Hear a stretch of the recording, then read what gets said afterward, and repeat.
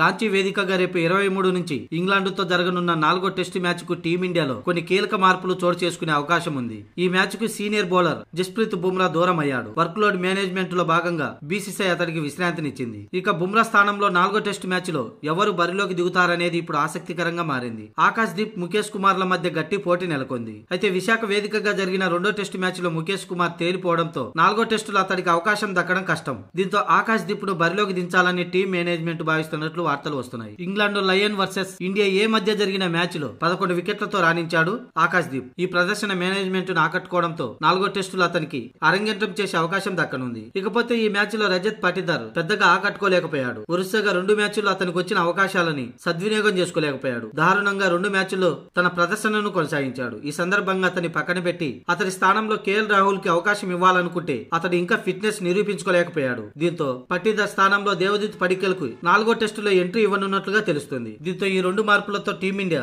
England తో 4వ టెస్టులో బరిలోకి దిగడం ఖాయంగా కనిపిస్తుంది. ఇక అంచనా ప్రకారం ప్లేయింగ్ 11 ఇలా ఉండే అవకాశం ఉంది. రోహిత్ శర్మ, యశస్వి జైస్వాల్, శుభమన్ గిల్, సర్ఫరాజ్ ఖాన్, దేవదత్ పడిక్కల్, ధ్రువ్ జురేల్, రవీంద్ర జడేజా, రవిచంద్రన్ అశ్విన్, కుల్దీప్ యాదవ్, మహమ్మద్ సిరాజ్, ఆకాశ్ దీప్.